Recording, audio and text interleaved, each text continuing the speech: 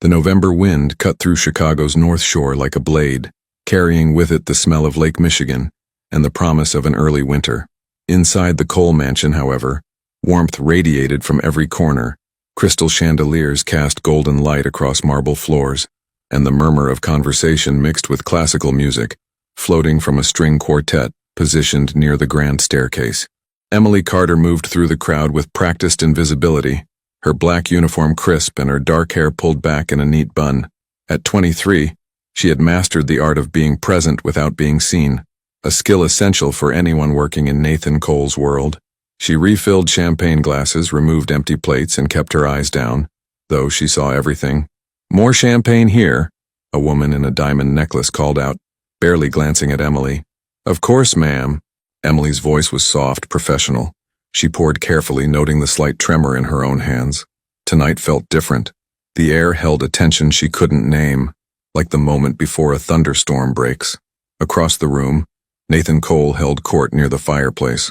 At 39, he commanded attention without effort. Tall, dark-suited, his presence filling whatever space he occupied. People gravitated toward him, eager for his approval, fearful of his disapproval. He ran legitimate businesses on paper: construction, real estate, import-export. But Emily knew, as everyone in this room knew, that Nathan Cole's real power came from what happened in the shadows. She had worked in his household for 6 months, just another face among the staff. She needed this job, needed the money, needed to be close to this world for reasons she kept buried deep in her chest.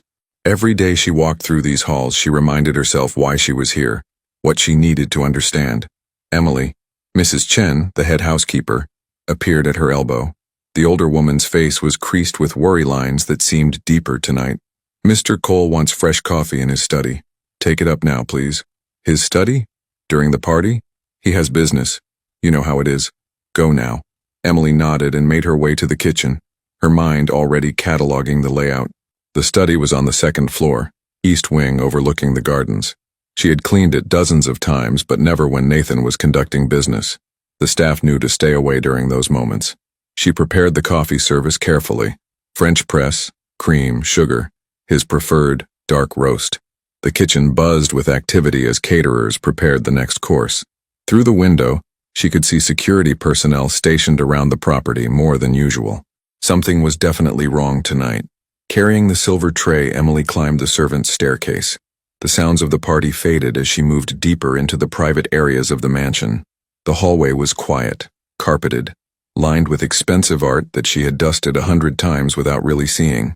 At the end of the hall, light spilled from beneath the study door. She knocked softly. "Coffee service, Mr. Cole. Leave it outside." His voice was sharp, distracted. Emily set the tray on the hall table and turned to go, but something made her pause. Through the thick door she heard raised voices, Nathan and someone else, a man she didn't recognize. The words were muffled, but the tone was unmistakable. Anger, accusation. She should leave. She knew the rules, but her feet wouldn't move. "You think I don't know?" The other man's voice rose. "You think I'm that foolish? I think you should remember who you're talking to." Nathan's voice was cold, controlled, dangerous. Emily forced herself to walk away. Whatever was happening in that room, it wasn't her concern. She had her own reasons for being here, her own questions that needed answers. Getting involved in Nathan Cole's immediate problems would only complicate everything. She had just reached the staircase when the world exploded. The blast threw her forward, and she hit the wall hard enough to knock the breath from her lungs. Her ears rang with a high-pitched whine. For a moment she couldn't process what had happened. 1 second the hallway was normal, the next it was chaos. Smoke billowed from the direction of the study. Flames licked at the wallpaper. The expensive art lay shattered on the floor. Below, screams erupted from the party. Footsteps thundered in all directions. People running, shouting, desperate to escape. Through the ringing in her ears, Emily heard the crackle of fire spreading, hungry and fast. She should run.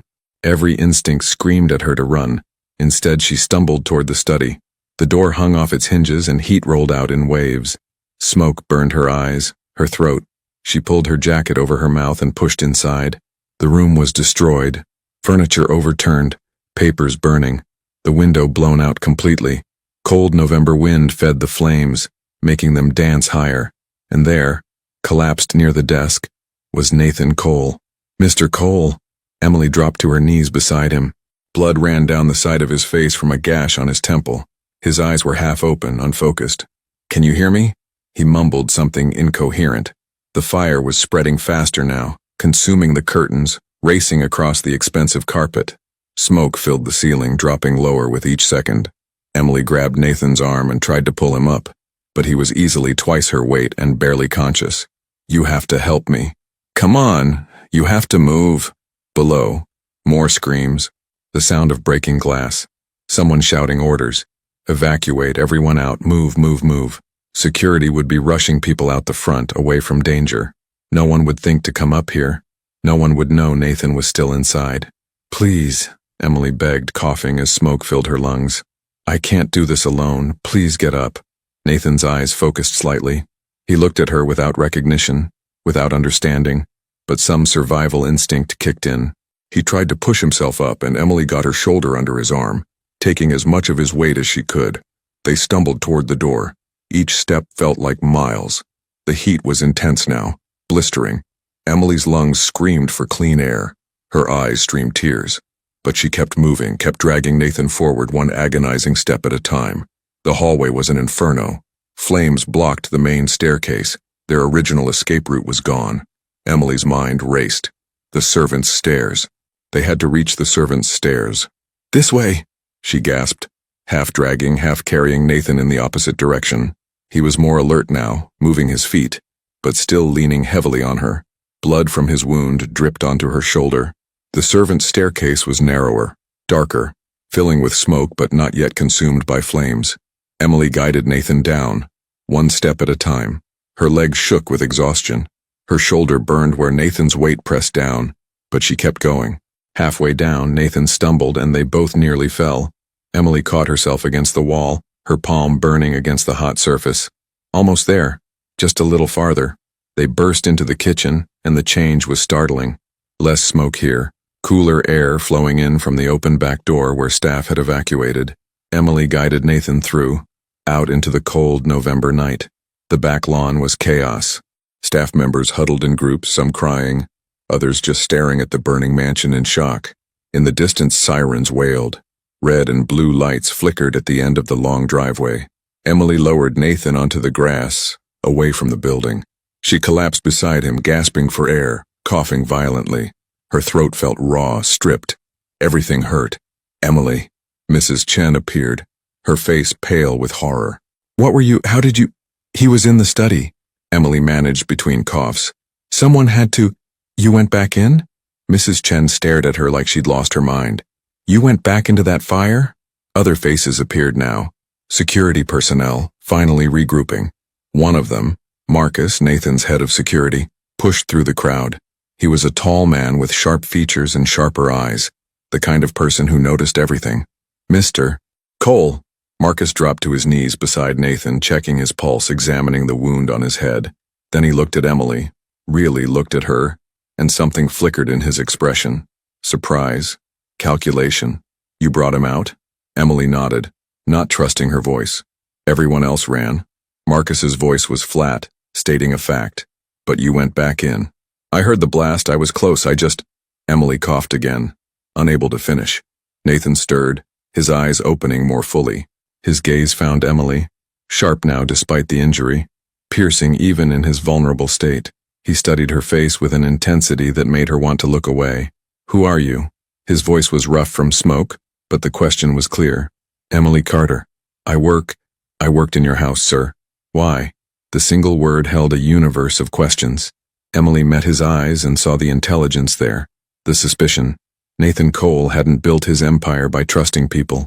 He would want to know why she'd risked everything to save him, and she didn't have an answer that wouldn't raise more questions. "I don't know," she said finally, honestly. "I just couldn't leave you there." Paramedics arrived, breaking the moment. They surrounded Nathan, checking vital signs, preparing to transport him. Another team approached Emily, but she waved them off. "I'm fine. Just smoke. Help the others." Marcus stood, already on his phone, barking orders. The fire department had arrived in force, hoses trained on the burning mansion. Police cars blocked the driveway. In the distance, news vans gathered like vultures. Emily watched it all from the grass, shivering in the cold wind, her uniform ruined by smoke and ash. Her hands shook. Delayed reaction. Adrenaline fading. What had she done? Why had she done it? She had come to this house for answers about her past, about what had happened to her family 8 years ago. She had come to understand the man who had shaped her life from the shadows. And now, in one impulsive moment of courage or madness, she had saved his life. As paramedics loaded Nathan into an ambulance, he looked back at her one more time. Their eyes met across the chaos, and Emily saw the question still burning there, sharper than any flame. Why would you save me? She didn't have an answer. Not one she could say out loud. Not yet. The ambulance doors closed, and Emily was left on the lawn, surrounded by the wreckage of the night, knowing that everything had changed. She had stepped out of the shadows, and Nathan Cole would not forget her now. The mansion continued to burn behind her, flames reaching toward the dark November sky, consuming secrets and destroying evidence. But some truths, Emily knew, couldn't be burned away. They remained, buried deep, waiting for the right moment to surface. And that moment, she suspected, was coming faster than she was ready for. The hospital room was unlike any Emily had ever seen. Private, spacious, with furniture that looked more appropriate for a luxury hotel than a medical facility. Floor-to-ceiling windows overlooked Chicago's skyline, the city lights twinkling against the early December darkness. This wasn't the emergency room where regular people went. This was where power bought privacy. Emily sat in the hallway outside, waiting. She had refused treatment beyond basic oxygen therapy, insisting she was fine despite the persistent cough that rattled her chest. 3 days had passed since the fire. 3 days of police questions, insurance investigators, and journalists trying to get her story. Mrs. Chen had told her to go home, rest, that the household staff would be on paid leave while things got sorted out. But Emily couldn't leave. Not yet. The door opened, and Marcus stepped out. His sharp eyes found her immediately, and something like annoyance crossed his features. "You're still here. Is he awake?" "He's been awake. He's been asking questions." Marcus leaned against the wall, studying her with that calculating gaze she found deeply unsettling. "About you." Emily's heart skipped. "What kind of questions?" "The kind you'd expect. Background checks, employment history, where you came from, why you were hired." Marcus crossed his arms. "You're clean." "Suspiciously clean, actually. No criminal record, no debts, no connections to any rival organizations. You're exactly what you appear to be. A 23-year-old woman who needed a job and happened to be in the right place at the right time. Or the wrong place, Emily thought, depending on how you looked at it. He wants to see you," Marcus continued. "Now." Emily stood, smoothing her jeans nervously. She had gone home once to shower and change, trading her ruined uniform for civilian clothes. Without the black dress and apron, she felt exposed, visible in a way she hadn't been for months. Marcus opened the door for her, but didn't follow. Word of advice? Don't lie to him. He'll know. The room was dimmed, afternoon light filtering through partially closed blinds. Nathan sat up in the hospital bed, looking far more alert than she'd expected. A bandage covered the wound on his temple, and monitors beeped softly beside him, but his eyes were clear and sharp as they locked onto her. "Emily Carter." He said her name like he was testing it, tasting it for truth. "Sit." It wasn't a request. Emily took the chair beside the bed, her hands clasped in her lap. "The doctors tell me I'm lucky to be alive," Nathan began, his voice measured. "The blast should have done more harm, but someone pulled me out before the worst of it could reach me." He paused. "That was you?" "Yes, sir." "Don't call me sir. Not after what you did." Nathan shifted slightly, wincing. "I've been in this business a long time, Emily. I've seen loyalty, I've seen betrayal, I've seen people act out of fear or greed or ambition, but I've never seen someone risk their life for no reason. So I'll ask you again, why?" Emily had spent 3 days thinking about this question, preparing an answer that would satisfy him without revealing too much. But sitting here now under the weight of his gaze, the prepared words felt hollow. "I don't know," she said finally. "I heard the blast. I was right there. Everyone was running, and I just thought, someone needs to check. Someone needs to make sure no one's left behind." "Heroic." Nathan's tone made the word sound like an accusation. "Do you know what I do, Emily? The kind of man I am? I've worked in your house for 6 months. I have some idea. Then you know that people don't help men like me out of the goodness of their hearts. They help because they want something, or because they're afraid of what happens if they don't. He leaned forward slightly. So which is it? Neither. Emily met his eyes, forcing herself not to look away. I didn't think. I just acted. Maybe that was stupid. Stupid or brave. Sometimes they're the same thing. Nathan studied her for a long moment. Marcus ran a full background check on you. You're from Pittsburgh originally. Father deceased when you were 15. Mother passed 2 years ago. No siblings. Moved to Chicago 8 months ago. Worked 2 restaurant jobs before applying to my household staff. You're quiet, reliable, stay out of trouble. He paused. Why Chicago? Emily's chest tightened. This was dangerous territory. I wanted a fresh start. Pittsburgh had too many memories. Memories of what? Loss, pain, the kind of things everyone runs from eventually. Nathan nodded slowly as if accepting this, but Emily could see him filing away every word, every hesitation. The police have questions about the explosion. They think it was intentional. Someone trying to send a message or eliminate a problem. They'll want to talk to you again. I told them everything I know. Which is nothing because you were just a maid in the wrong place at the right time. Nathan's expression softened almost imperceptibly. That's going to be your story. You saw nothing suspicious, heard nothing unusual before the blast. You were delivering coffee and reacted on instinct when the explosion happened. Understand? You want me to lie to the police? I want you to survive this. The people who set that explosion, Emily, they're still out there. And now you're connected to me. You saved my life, which means you've painted a target on your back. The words settled over Emily like ice water. She hadn't thought about that, had been too focused on the immediate aftermath to consider the larger implications. You think they'll come after me? I know they will. It's already started. Nathan gestured to his phone on the bedside table. Marcus intercepted 2 attempts to find out where you live. Someone tried to bribe one of my former staff members for information about you.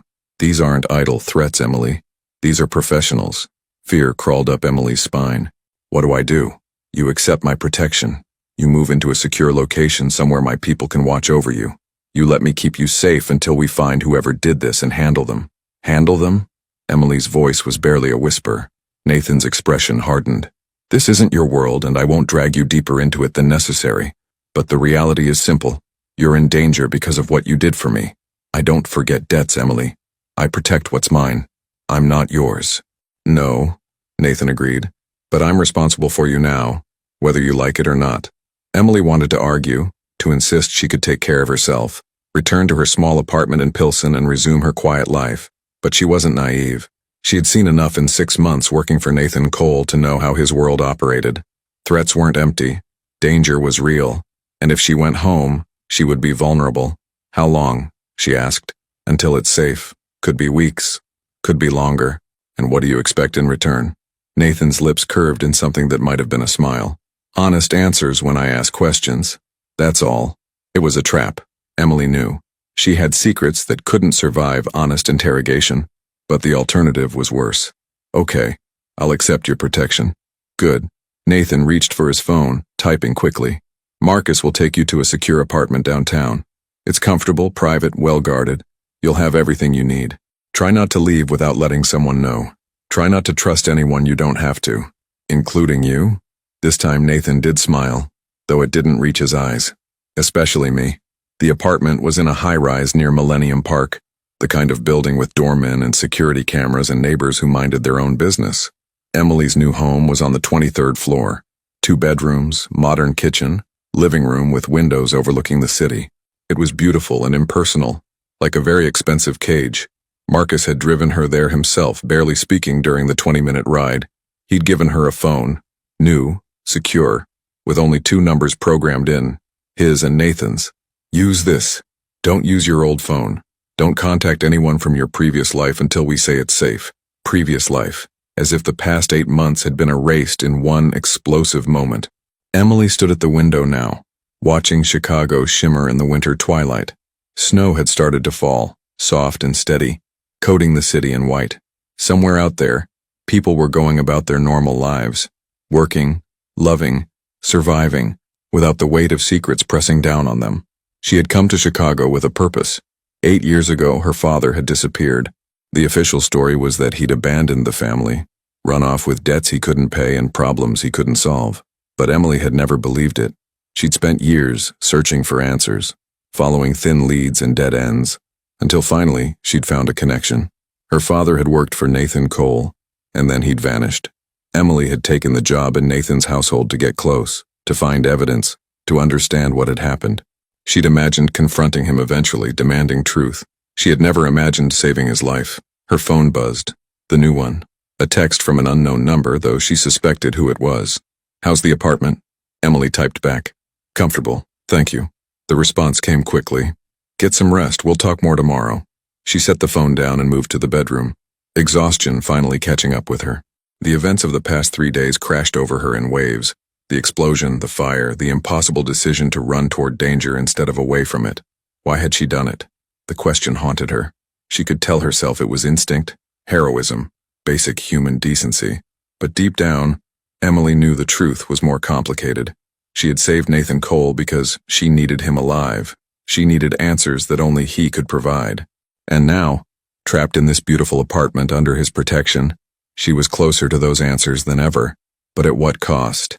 Emily lay in the unfamiliar bed, watching snow fall past the window, and wondered if she'd made a terrible mistake. She'd thought she could control this situation, maintain distance while gathering information, but that distance was gone now. She was entangled in Nathan Cole's world in ways she couldn't have predicted. And the worst part? She wasn't sure she wanted to escape anymore. Sleep came eventually, fitful and filled with dreams of fire and smoke and sharp eyes that saw too much. When Emily woke, dawn was breaking over Chicago, painting the sky in shades of pink and gold. A new day, a new reality.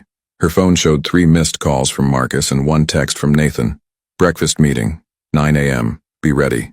Emily showered and dressed carefully, choosing clothes that were professional but not too formal. When she emerged from the bedroom, she found Marcus already in the living room, holding a coffee and looking impatient. "Mr. Cole wants to meet at his temporary office. We need to leave in 10 minutes. Temporary office? The mansion is under investigation. He's set up elsewhere until things are resolved." Marcus handed her the coffee, black, which she didn't usually take, but she accepted it anyway. "He has questions. Be prepared. I thought we covered everything yesterday." Yesterday was courtesy. Today is business. Marcus's expression was unreadable. "He likes you, Emily. He respects what you did. But don't mistake that for trust. Nathan Cole doesn't trust anyone. He can't afford to." The warning was clear. Emily nodded, drinking the bitter coffee, preparing herself for whatever came next. She had wanted to get close to Nathan Cole to understand the man who had shaped her life from the shadows. Now she had her chance. But as the elevator descended toward the lobby and the winter morning waiting beyond, Emily couldn't shake the feeling that she was falling, deeper into a world she didn't understand, toward answers that might destroy everything she thought she knew. The truth was coming. She had saved Nathan Cole's life to find it. Now she just had to survive what came after. The temporary office was a penthouse suite in the Loop, all glass and steel with views that stretched across the Chicago skyline to Lake Michigan beyond. Emily had expected something darker, more secretive, but Nathan Cole's workspace was surprisingly corporate. Mahogany desk, leather chairs, shelves lined with legitimate business documentation. If you didn't know better, you'd think he was just another successful entrepreneur. Nathan stood at the window when Marcus escorted her in, his silhouette sharp against the morning light. He'd been released from the hospital 2 days ago, and though he moved carefully, the bandage on his temple was smaller now, barely visible beneath his dark hair. "Emily, thank you for coming." He gestured to a chair across from his desk. "Coffee? Something to eat?" "I'm fine, thank you." Nathan settled into his own chair, studying her with that penetrating gaze she was beginning to recognize. "How are you adjusting to the apartment?" "It's very nice. More than I need. But not what you want." It wasn't a question. Nathan leaned back slightly. "You want to go home, back to your life, pretend none of this happened? Unfortunately, that's not an option yet. Have you found who was responsible?" "We're getting closer. The investigation revealed some interesting details." Nathan pulled a folder from his desk drawer, opening it carefully. "The explosive device was sophisticated, planted in my study sometime during the party. Security footage shows nothing. Whoever did it knew our blind spots. But we did find something. A partial fingerprint on a fragment of the timer mechanism." Emily's pulse quickened. "Do you know whose?" "We're running it through various databases. It takes time." Nathan closed the folder. "But that's not why I asked you here. I want to talk about you, Emily. About your father." The words hit like a physical blow.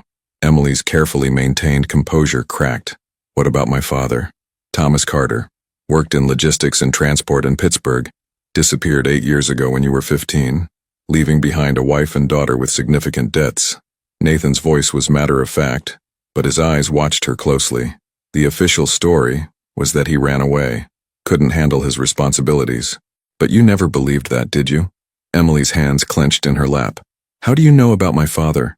Because I make it my business to know about people who work for me, especially people who risk their lives to save mine. Nathan leaned forward. Your father didn't run away, Emily. He worked for me. Briefly. 8 years ago.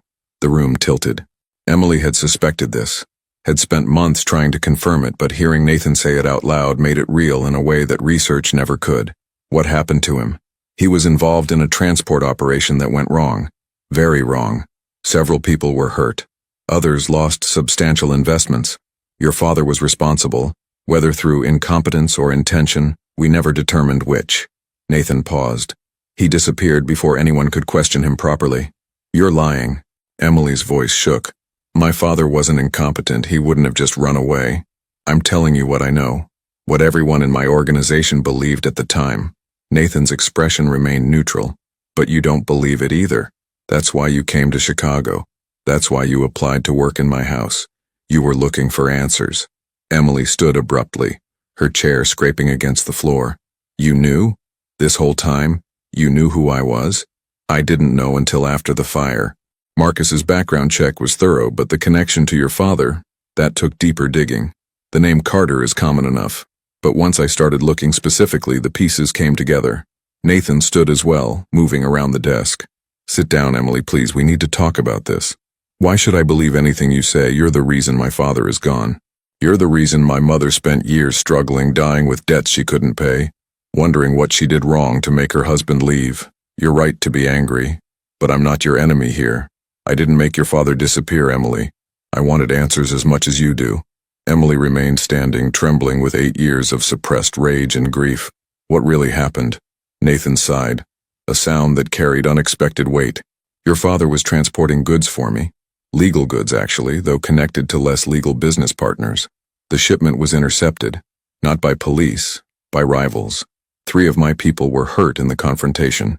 $2 million in merchandise was lost. Your father was driving the truck, but he wasn't there when we found it abandoned. We assumed he'd been taken, or had run, or was involved in setting up the ambush. We never found out which. You looked for him? For a while. But resources are finite, and your father wasn't the only problem I was dealing with at the time. Eventually the search stopped. He became another mystery, another casualty of business. Nathan's voice softened slightly. I'm sorry, Emily. I know that's not enough, but I am. Emily sank back into the chair, her legs suddenly weak. 8 years of questions, and this was the answer? Her father had been involved in something that went wrong and then vanished, leaving nothing but speculation and pain. I don't understand. If you knew this might happen, why did you involve him? Why put him in danger? Your father came to me. He needed money. Your mother's medical bills, I believe. Early stages of the illness that eventually took her. He was desperate, willing to take risks for the right price. I gave him an opportunity. The job should have been routine. Nathan returned to his chair. I've thought about that night many times over the years. What I could have done differently. What signs I might have missed. You expect me to believe you feel guilty? I expect you to believe I'm human enough to recognize when my decisions have consequences. Your father's disappearance, your mother's suffering, your life turned upside down. Yes, Emily, I carry that. I carry all of it. The admission hung in the air between them. Emily searched Nathan's face for deception, for manipulation, but found only weary honesty. It didn't erase her anger, but it complicated it in ways she hadn't anticipated. Why are you telling me this now? Because you saved my life. Because you deserve the truth, and because— Nathan hesitated, a rare moment of uncertainty. Because I think your father's disappearance and the explosion at my mansion might be connected. Emily's breath caught. What? How? The fingerprint we found on the timer mechanism. We got a match this morning. Nathan pulled another document from the folder, sliding it across the desk.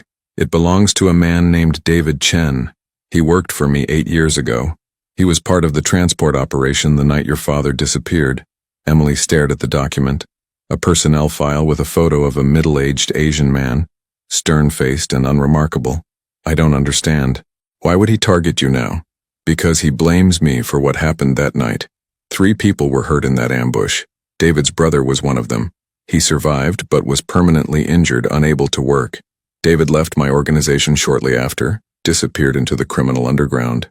We'd heard rumors over the years that he was working with various rival groups, but nothing concrete. And now he's trying to eliminate you? It appears so. But there's more. Nathan leaned forward. David Chen was the last person to see your father alive. He was in the truck when it was abandoned. If anyone knows what really happened that night, it's him. The revelation struck Emily like lightning. After 8 years of dead ends and unanswered questions, she was suddenly one person away from the truth. Where is he? We're looking. David is experienced at staying hidden, but the explosion was bold, reckless. He made mistakes we can exploit. Nathan's expression hardened. When we find him, I'll make sure you get your answers, Emily. That's a promise. Why would you do that for me? Because you saved my life. Because this situation is partially my responsibility. And because Nathan paused again, seeming to choose his words carefully. Because I understand what it's like to live without answers. To have the past consume you until there's nothing else. For the first time since entering the office, Emily really looked at Nathan Cole, not as the powerful, dangerous man whose world she'd infiltrated, but as a person carrying his own burdens. There was something in his eyes, a shadow of old pain that matched her own. What happened to you? She asked quietly. That's a story for another time. Nathan stood, moving back to the window. Snow had started falling again, dusting the city in white. For now, we focus on finding David Chen and getting you the answers you deserve. But Emily, I need you to understand something. When we find him, the truth might not be what you hope for. Your father might have been a victim, or he might have been complicit. Are you prepared for either possibility? Emily joined him at the window, watching snow swirl between skyscrapers. I've spent 8 years imagining every scenario. Whatever the truth is, I need to know it. I need to stop wondering, even if it destroys the memory you have of him. My memory is already destroyed. At least the truth would give me something solid to stand on. Nathan nodded slowly. Then we have an agreement. I help you find out what happened to your father. In return, you continue to trust me. Stay under my protection and let me do what's necessary to keep you safe. What's necessary meaning what? Meaning that when we find David Chen, there will be a confrontation. It won't be pleasant. I need to know you can handle that. Emily met his eyes steadily. I've been handling unpleasant truths my whole life. I think I can manage one more. The days that followed took on a strange rhythm. Emily remained in the secure apartment, but Nathan visited regularly, often bringing case files and information about the investigation. They would sit at her dining table, spreading documents across the surface, piecing together the puzzle of that night 8 years ago. Emily learned that her father had been recruited specifically because he had no previous connections to Nathan's organization, a fresh face that rival groups wouldn't recognize. The transport route had been carefully planned, avoiding known danger zones. But someone had leaked information. The ambush had been too precise, too well-timed to be coincidental. David Chen was inside the truck when it was hit, Nathan explained one evening, pointing to a map. He managed to escape during the confusion. He said your father panicked, ran in the opposite direction. By the time David got to safety and could call for help, your father was gone. The truck was empty. No body, no blood, no signs of struggle. Just gone. David could be lying. He could have done something to my father and blamed the ambush. Possible. That's why we need to find him and ask the right questions. Nathan's phone buzzed, and he glanced at it, his expression shifting. Marcus just sent a lead. Security footage from a warehouse on the south side shows someone matching David's description. We're moving on it tonight. Emily stood immediately. I'm coming with you. Absolutely not. This could be dangerous. It's about my father. I have a right to be there.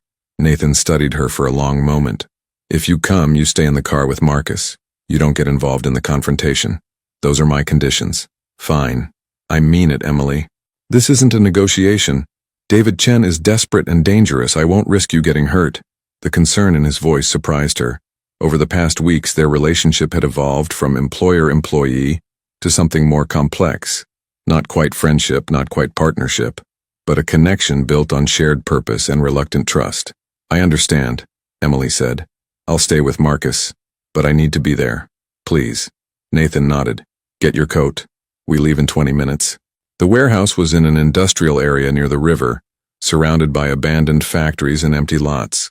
Snow had accumulated in thick drifts, making the landscape look almost peaceful despite the decay underneath. 3 black SUVs pulled up to a building with broken windows and graffiti-covered walls.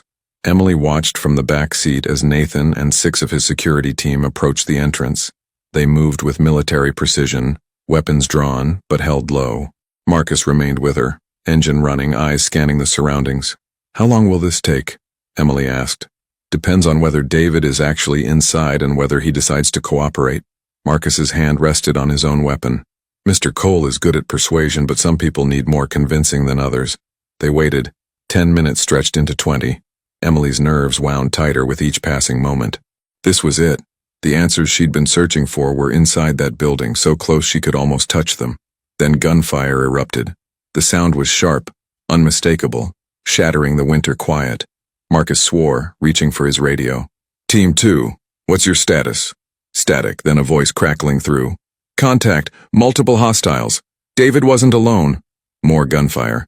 Emily's heart hammered in her chest.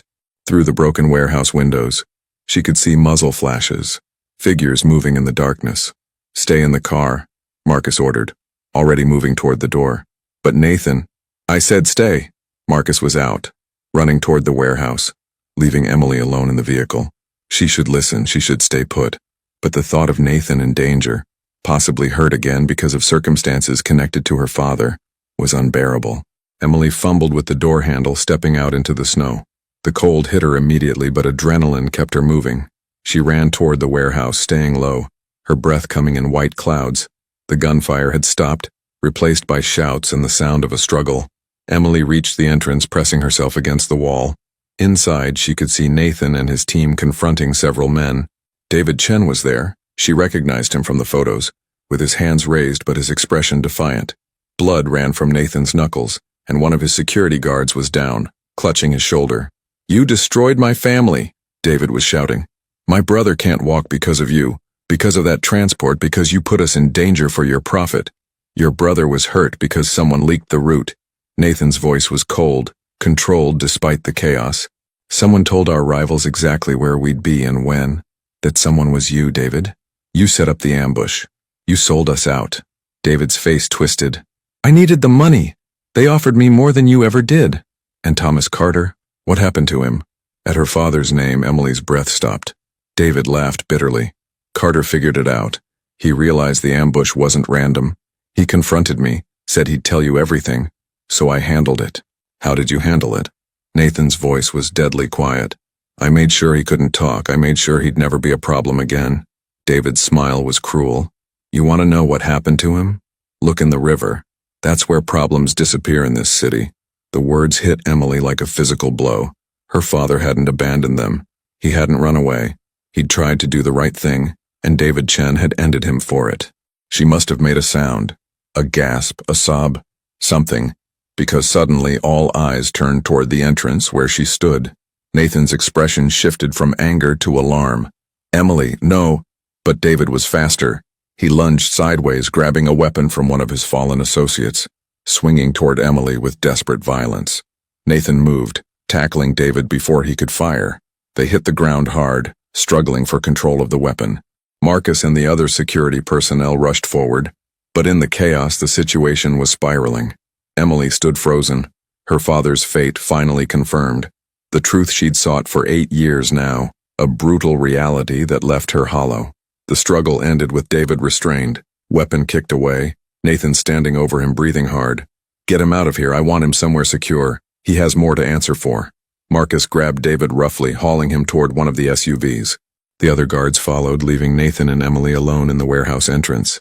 "You weren't supposed to leave the car," Nathan said, but there was no anger in his voice, only concern. "He took my father." Emily's voice broke. "He ended my father because my father tried to do the right thing." Nathan moved closer, and for a moment Emily thought he might touch her, offer some physical comfort, but he stopped just short. "I'm sorry, Emily. I'm so sorry you had to hear it that way. Is it true? The river? We'll search. We'll do everything we can to recover, to bring him home." Nathan's voice was gentle in a way she'd never heard before. "But yes, I believe David was telling the truth. Your father discovered the betrayal and paid the price for his integrity." Emily felt tears freeze on her cheeks. 8 years of questions, answered in the worst possible way. Her father hadn't abandoned them. He'd tried to protect them, to stop the danger, and had been taken from them for it. He was a good man, she whispered. Yes, Nathan agreed. He was, and he deserves justice. I promise you, Emily, David Chen will answer for what he did.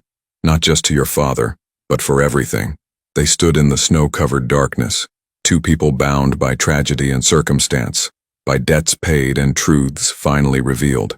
Emily had come to Chicago seeking answers. Now she had them, and they were both better and worse than she'd imagined. Her father hadn't been a coward, he'd been a hero, and that knowledge, painful as it was, gave her something to stand on, something solid and true in a world that had felt uncertain for far too long. Thank you, Emily said finally, for helping me find the truth. Nathan nodded. It's what you deserved, what you've always deserved. He gestured toward the SUV where Marcus waited. Come on, let's get you somewhere warm. We can talk more tomorrow, figure out next steps. As they walked through the snow, Emily realized that everything had changed again. The truth about her father freed her in some ways, but bound her more tightly to Nathan in others. She had saved his life, and he had given her answers. They were connected now by something deeper than employer and employee, deeper than protector and protected.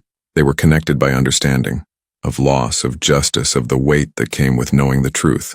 And in Nathan Cole's dangerous world, that connection might be the most dangerous thing of all. The interrogation room was in a building Emily didn't recognize, somewhere on the industrial edge of Chicago where questions could be asked without interference.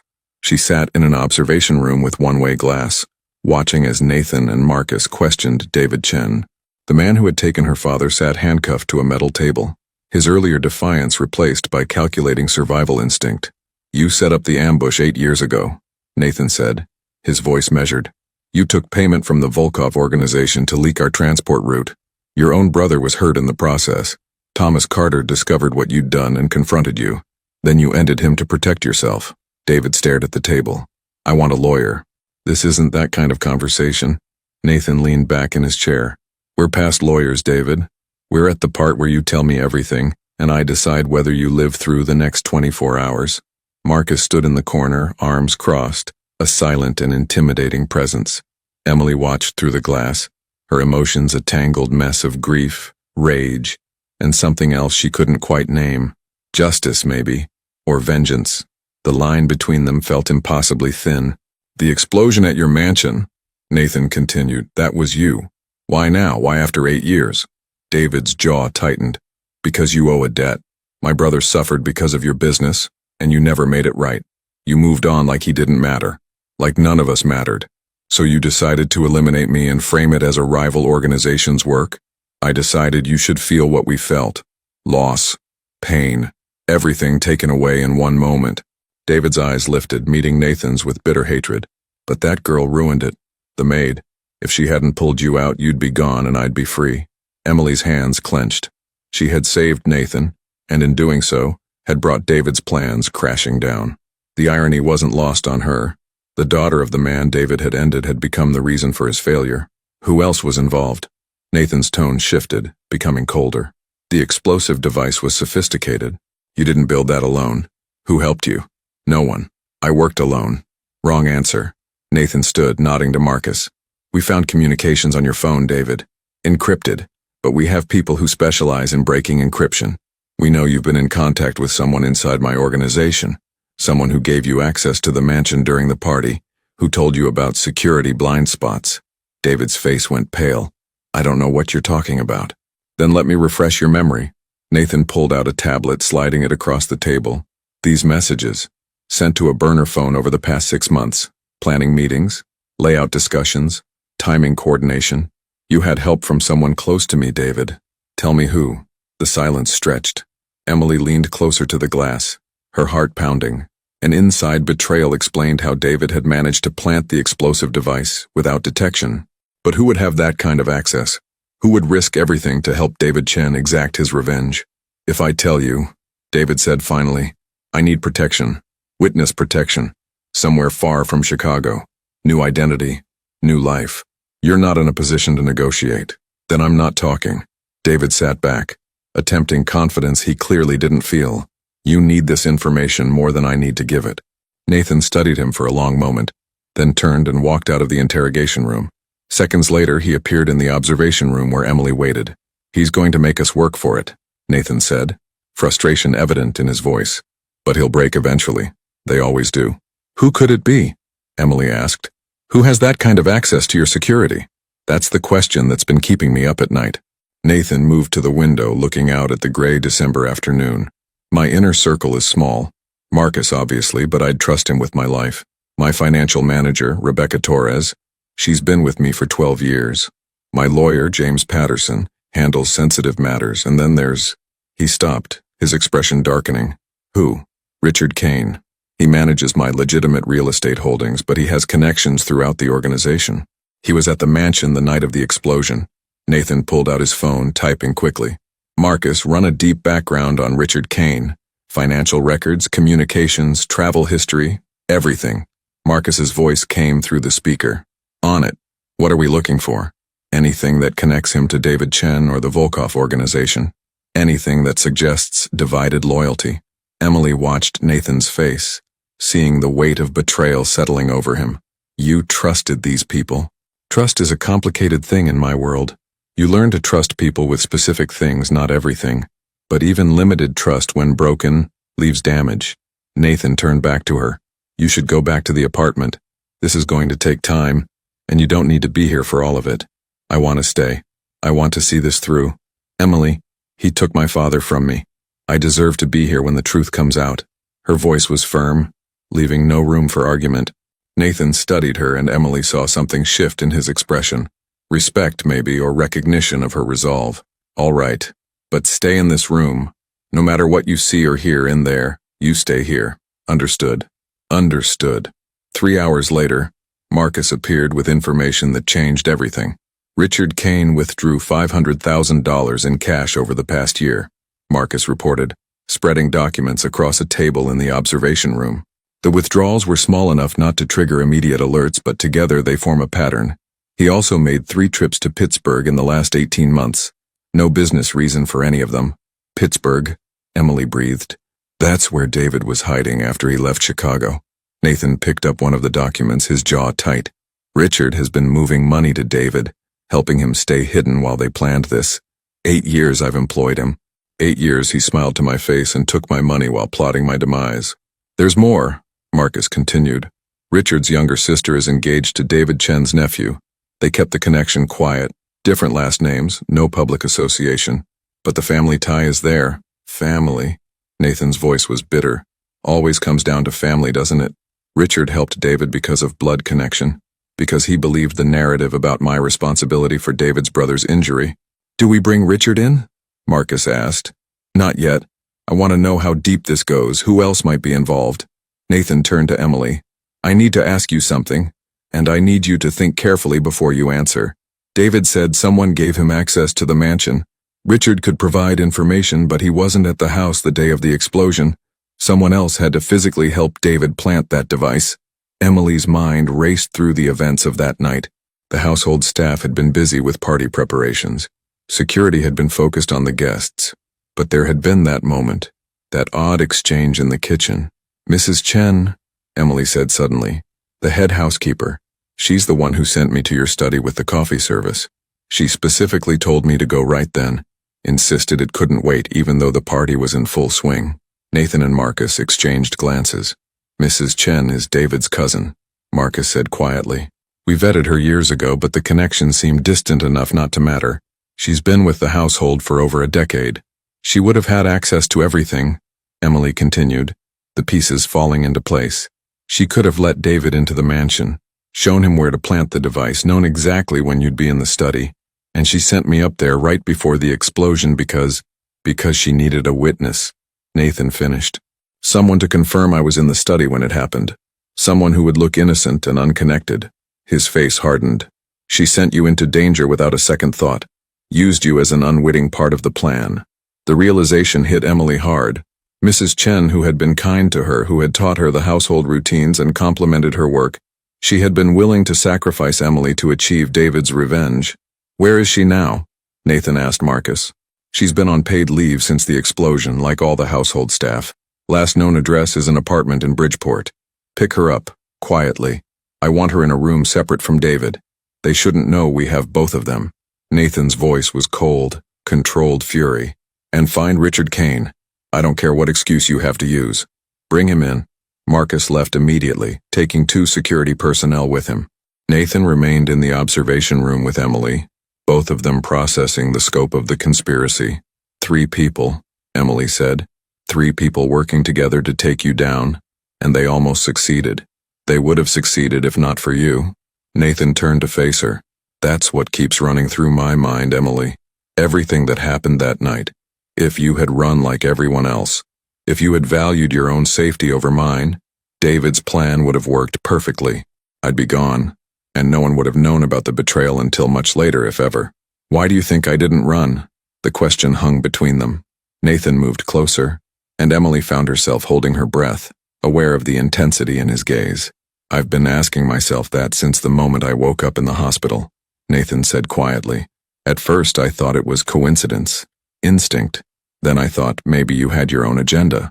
But now, after everything we've been through, after learning about your father and seeing how you've handled the truth, I think you saved me because somewhere in that moment, you saw me as a person worth saving. Not the reputation, not the power, just the person." Emily swallowed hard. "You gave me answers about my father. You could have hidden the truth, protected yourself from my anger, but you didn't. You helped me find closure even though it complicated everything between us. We're not so different, you and I. Both shaped by loss, both searching for meaning in a world that took things from us without asking." Nathan's voice softened. "I didn't expect this, Emily. Any of it. But I'm grateful you're here." Before Emily could respond, Marcus's voice crackled through the speaker. "Boss, we have Mrs. Chen. She's asking for a lawyer, but I think she'll talk when she realizes what we know. Richard Kane is being picked up now. Should be here within the hour." "Good. Keep them separated. I'll start with Mrs. Chen." Nathan straightened, the moment of vulnerability passing as he shifted back into the role of leader. "Emily, you should stay here. This is going to get difficult. I can handle difficult. I know you can. That's not what concerns me." Nathan paused at the door. "What concerns me is whether you should have to handle it. You've already endured so much because of my world." "This is my choice," Emily said firmly. "I'm staying." The interrogation of Mrs. Chen was brief but devastating. Faced with evidence of her involvement and separated from David's influence, the older woman broke quickly. Yes, she had helped her cousin gain access to the mansion. Yes, she had sent Emily to the study at precisely the time David needed a witness. No, she hadn't considered that Emily might be hurt, or that her actions might result in harm to an innocent person. "David said no one would be injured," Mrs. Chen insisted, tears streaming down her face. "He said it would just be Mr. Cole, that he deserved it for what happened to David's brother, for what happened to Thomas Carter." "You knew about my father?" Emily's voice cut through the speaker system before Nathan could stop her. Mrs. Chen looked up at the one-way glass as if she could see Emily behind it. "I knew Thomas tried to expose David's betrayal. I knew David had to protect himself. I didn't agree with it, but I understood it. Family protects family. Even when family is wrong? Even when innocent people suffer? You don't understand how this world works, child. Sometimes there are no good choices, only necessary ones." Nathan ended the interrogation, his expression grim. When Richard Kane arrived 30 minutes later, the lawyer-turned-traitor was defiant until confronted with the financial records and communication logs. Then, like dominoes falling, his resistance collapsed. "David Chen approached me 2 years ago," Richard admitted. "He knew about my connection through his nephew. He told me what Nathan had done, how the organization had benefited while his family suffered. He asked for help getting justice. I thought I was doing the right thing. The right thing would have been bringing your concerns to me directly," Nathan said coldly. "Instead, you chose betrayal, conspiracy, and attempted homicide. You helped plant a device that could have harmed dozens of innocent people at that party. I didn't know it would be so destructive. David said it would be contained, targeted, that only you would be affected. And you believed him because it was convenient to believe him, because it absolved you of responsibility for what you were really doing." Nathan leaned forward. "You've destroyed your life, Richard. Your career, your reputation, your freedom. Was it worth it?" Richard had no answer. By the time all 3 conspirators had been questioned and their statements recorded, night had fallen over Chicago. Emily stood at the observation room window, watching snow fall through the streetlights, feeling exhausted in ways that went beyond physical tiredness. Nathan appeared beside her, 2 cups of coffee in hand. He offered her one silently. "It's over," Emily said. "You have everyone who was involved. The threat is eliminated." "Yes. Now comes the difficult part, deciding what to do with them." Nathan sipped his coffee. "In my world, there are traditional ways of handling betrayal, permanent solutions that ensure the problem never resurfaces." Emily felt a chill that had nothing to do with the winter night. "And what will you do?" "That depends on what you need from this situation, Emily. David Chen took your father from you. Mrs. Chen and Richard Kane enabled him, made it possible for him to threaten your life. You have a stake in this decision. Are you asking me if I want them to?" Emily couldn't finish the sentence. "I'm asking what justice looks like to you. What outcome gives you peace?" Nathan set down his coffee, turning to face her fully. "I won't pretend I'm offering mercy out of pure morality. I'm offering it because you matter to me, Emily. Your opinion, your needs, they matter in ways that few people's do. So tell me what you want." Emily thought about her father, about the years of wondering and grief, about the truth that had finally emerged. She thought about Mrs. Chen's tears and Richard's rationalizations and David's bitter rage. And she thought about the cycle of violence that Nathan's world perpetuated, where every act of revenge spawned another, where justice and vengeance became indistinguishable. "I want them to face consequences," Emily said slowly. "Real consequences, not just disappearing into the night. I want David Chen to acknowledge what he did to my father, to take responsibility publicly if possible. I want Mrs. Chen and Richard to understand the weight of their choices, but I don't want their lives ended, Nathan. That doesn't give me peace. That just makes me complicit in the same cycle that took my father." Nathan was quiet for a long moment. "You're asking me to show mercy. I'm asking you to choose a different path. For me, yes, but also for yourself." Emily met his eyes. "You told me once that you understood what it's like to live without answers, to have the past consume you. Maybe this is a chance to break that pattern, to choose something other than the expected response. If I show mercy, it could be seen as weakness. Other people who might think about betraying me might see it as an opportunity, or they might see it as strength, as the confidence to make choices that don't fit the pattern everyone expects." Emily's voice was earnest. "You've already changed my life, Nathan. You gave me answers when you could have kept me in the dark. You protected me when you could have sent me away. Maybe it's time to change your own life too." Nathan turned back to the window, watching snow accumulate on the street below. Emily waited, knowing that whatever he decided would define not just the fate of 3 conspirators, but the nature of their relationship and possibly the direction of Nathan's future. "All right," Nathan said finally. "We'll do it your way. David, Mrs. Chen, and Richard will be turned over to authorities with enough evidence to ensure prosecution. Legitimate prosecution through legitimate channels. They'll face justice in courtrooms, not in the shadows." "Thank you." "Don't thank me yet. This decision makes things more complicated. Police investigations, trials, public attention. My organization's activities will be scrutinized more closely. Some of my business operations will need to change or end entirely. Is that such a bad thing?" Nathan looked at her, and Emily saw something in his expression. Vulnerability, hope, fear all mixed together. "I don't know. Change is never simple in my world. But maybe you're right. Maybe it's time." Marcus entered the observation room, his expression carefully neutral. "The authorities are on their way.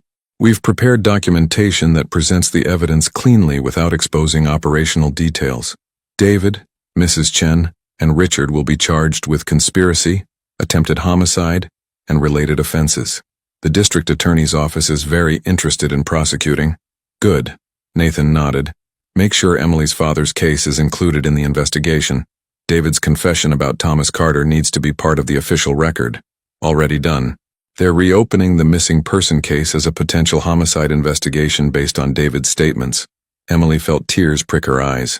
After 8 years, her father's disappearance would finally be taken seriously by the authorities. There might never be a body to bury, never be complete closure, but there would be acknowledgement. There would be truth in the official record. "What about you?" Marcus asked Nathan. "If this goes to trial, you'll be subpoenaed. Your businesses will be examined. Are you prepared for that level of scrutiny?" "I'll handle it. Time to clean house anyway. Separate the legitimate operations from everything else. It won't be easy, but..." Nathan glanced at Emily. Maybe it's necessary. After Marcus left to coordinate with the authorities, Emily and Nathan stood together in the observation room, watching through the one-way glass as David Chen sat handcuffed and defeated in the interrogation room. My father tried to do the right thing, Emily said quietly. It got him taken from us, but he tried. I think he'd be proud that his daughter chose mercy over revenge. I think he'd be proud of you regardless. You're stronger than most people I've ever met. Emily Carter. Braver too. I learned from him, and from my mother, who kept going even after he was gone. And, Emily hesitated, then continued, from you. Watching how you've handled this situation, how you've balanced your world with trying to do right by me, it's shown me that people can change, that strength comes in different forms. Nathan reached out, his hand hovering near her shoulder, before withdrawing. When this is all over, the investigations, the trials, the aftermath, you'll be free to go. Back to your life, anywhere you want. I'll make sure you have resources, protection if needed, recommendations for whatever path you choose. You're already planning my departure? I'm planning your freedom. It's what you came to Chicago for. Answers about your father. You have those now. You don't need to stay in my world anymore. Emily turned to face him fully. What if I want to stay? Not because I need protection, not because I'm searching for answers, but because I choose to. The question hung in the air between them, loaded with implications neither had fully explored. Nathan's expression shifted through surprise, caution, and something else. Something that looked like hope. My world is dangerous, Emily. Even cleaned up. Even more legitimate. It's not a simple life. I'm not looking for simple. I'm looking for purpose. For meaning. I thought that meant finding out what happened to my father, but maybe it means more than that. Maybe it means figuring out who I am after the answers, not just before them. Nathan studied her face, searching for certainty. If you stay things between us, they can't be what they were. You're not my employee anymore. You're not someone under my protection out of obligation. If you stay, it has to be as an equal, as someone who chooses this life with full knowledge of what it means. I understand. Do you? Because once you make this choice, Emily, there's no going back to being invisible. People will know you're connected to me. They'll make assumptions, judgments. Some will try to use you to get to me. Others will resent your influence. It's not an easy path. Neither was growing up after my father disappeared. Neither was watching my mother struggle and fade. Neither was spending 8 years searching for answers that no one else cared about. Emily's voice was steady, certain. I'm not afraid of difficult paths, Nathan. I'm only afraid of walking away from something real because it might be complicated. For the first time since she'd known him, Nathan Cole smiled. Really smiled. Not the practiced expression he wore for business, or the cold satisfaction of strategy, but genuine warmth that transformed his face. Then stay, he said simply. Stay and help me figure out what comes next. God knows I could use someone who sees clearly, who isn't afraid to push back, who chooses mercy when violence would be easier. I can do that. I know you can. That's why I'm asking.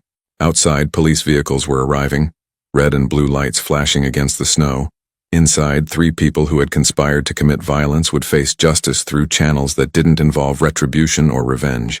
And in the observation room, 2 people who had been brought together by tragedy and fire stood side by side, watching one chapter close and another begin.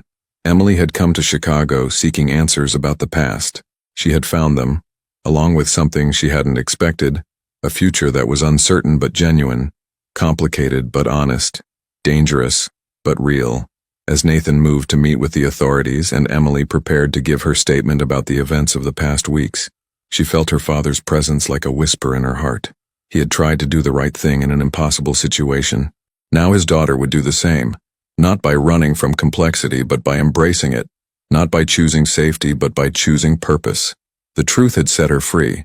Now she would decide what to do with that freedom.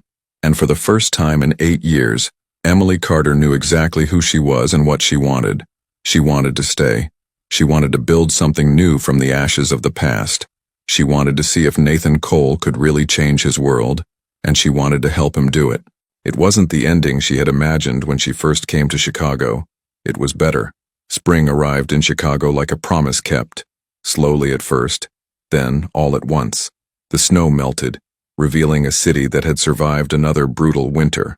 Trees along Michigan Avenue bloomed with pale green leaves, and Lake Michigan lost its gray winter pallor, turning almost blue under clearer skies. Emily stood on the balcony of her new office, watching the city wake up. 6 months had passed since the night of the explosion, since everything changed.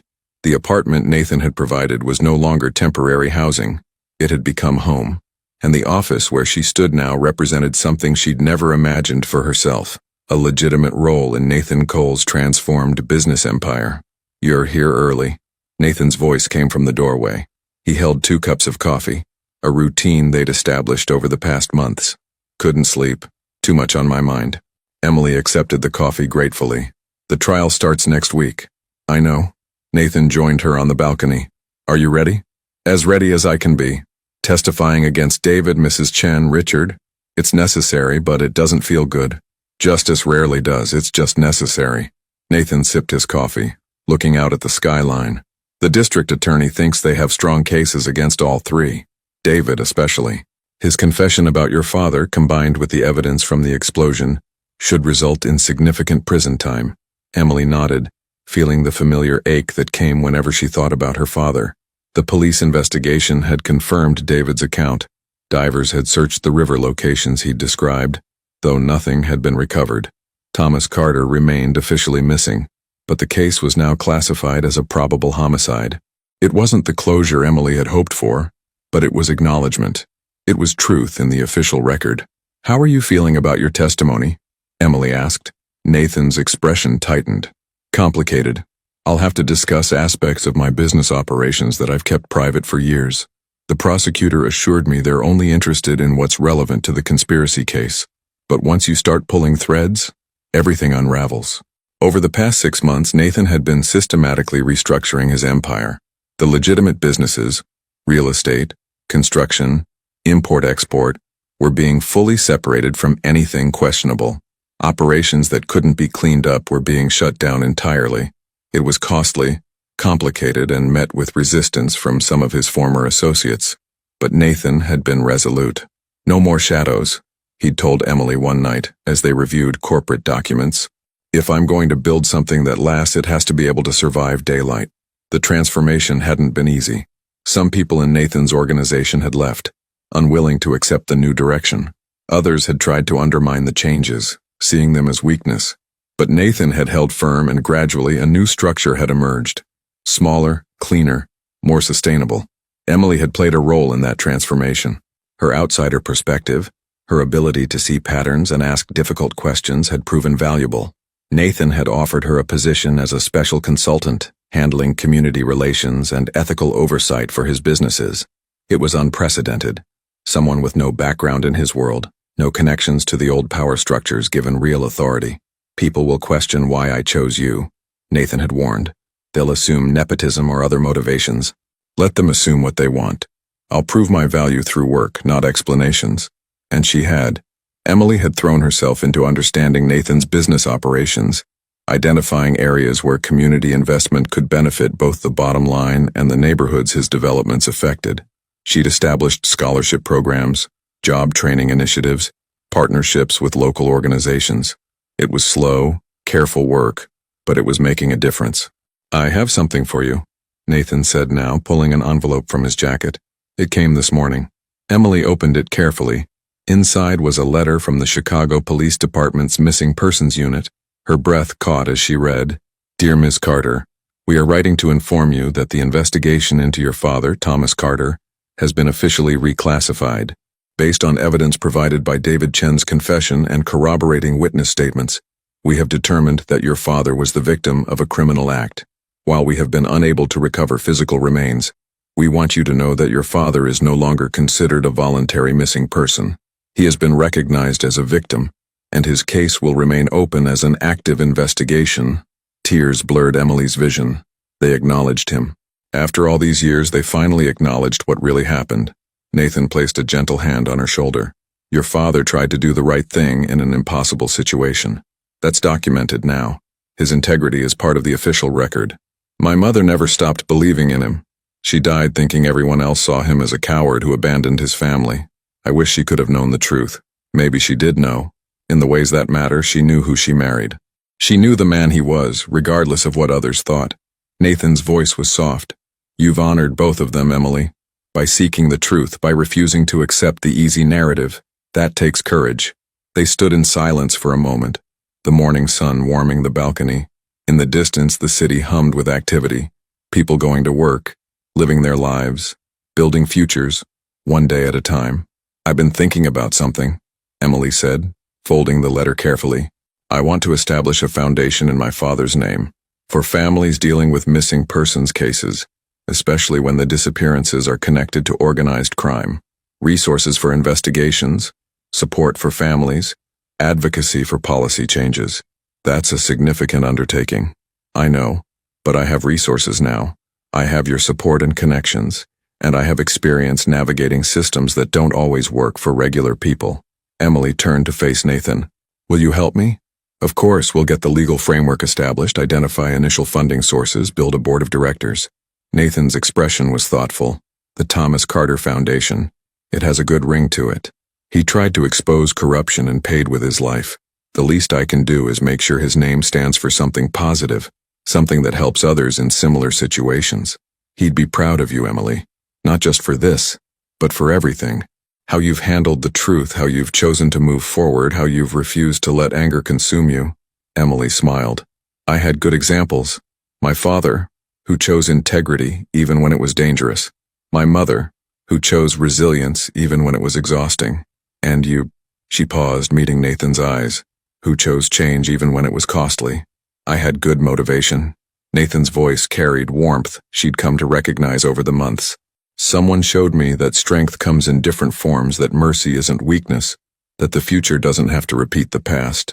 Their relationship had evolved into something neither had anticipated. Not romantic.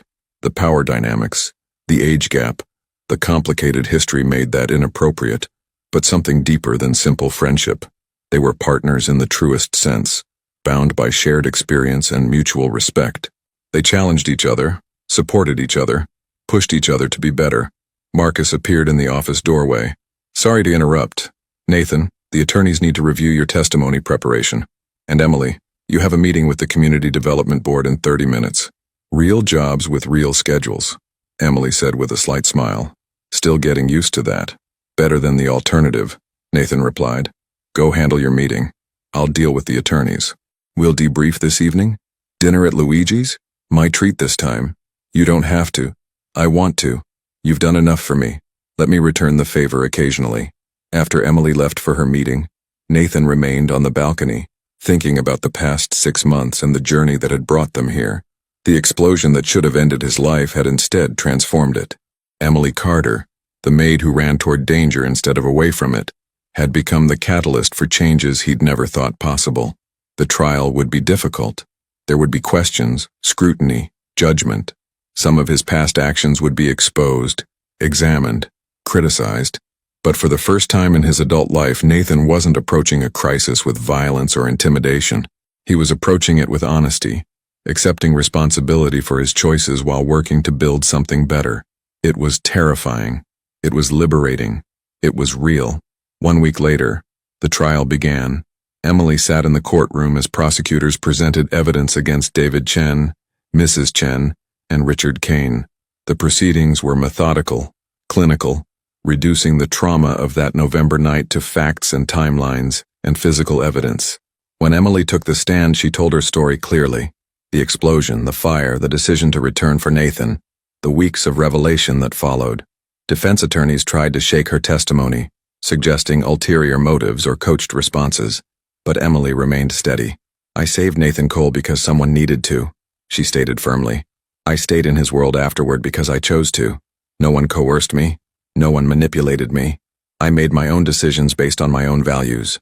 Nathan testified the next day, acknowledging aspects of his business history that made headlines but refusing to deflect responsibility.